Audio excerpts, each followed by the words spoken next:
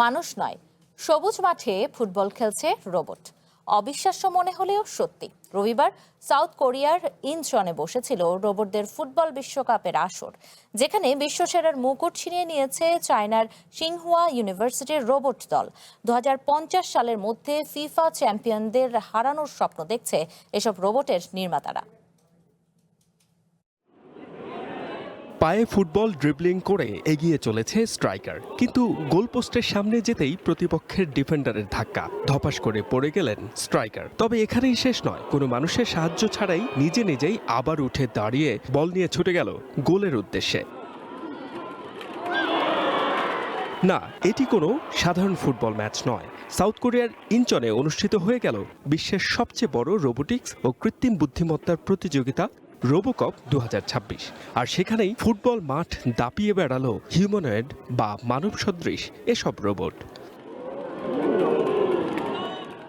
Robot ফুটবলের এই জমজমাট ফাইনালে মুখোমুখি হয়েছিল চায়নার দুটি দল, যেখানে টিম মাউন্টেন অ্যান্ড সিকে হারিয়ে বিশ্ব চ্যাম্পিয়ন হওয়ার গৌরব অর্জন করে সিংহুয়া ইউনিভার্সিটির টিম হেফেস্টাস।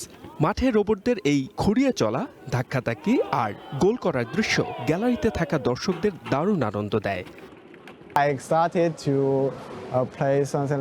আমাদের দলের চূড়ান্ত লক্ষ্য হল 2050 সালের মধ্যে ফুটবলের আসল ফিফা বিশ্বকাপ জয়ীদের হারিয়ে চ্যাম্পিয়ন হওয়া।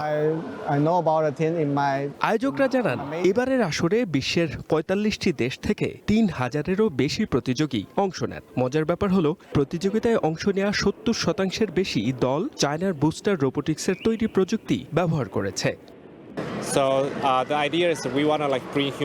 জার্মানি, কোরিয়া, আমেরিকা, বিশ্বের সব প্রান্তের দলগুলোই এখন বুস্টার ব্যবহার করছে। তাই এটা শুধু চায়নার একার সাফল্যের বিষয় নয়, এটি পুরো বিশ্বের প্রযুক্তিগত উন্নয়ন। তবে রোবোকপের মঞ্চ কেবল ফুটবল মাঠেই সীমাবদ্ধ ছিল না। ফুটবল খেলার পাশাপাশি কৃত্রিম উপায়ে তৈরি দুর্যোগপূর্ণ এলাকায় রোবটদের নিখুঁত অনুসন্ধান ও উদ্ধার অভিযানের সার্চ অ্যান্ড রেস্কিউ এক কঠিন প্রতিযোগিতাও অনুষ্ঠিত হয় এখানে। মানুষের বিকল্প হিসেবে রোবট কতটা কার্যকর তারই এক ঝলক দেখা গেল এই আসরে। H M Ataullah, one international desk.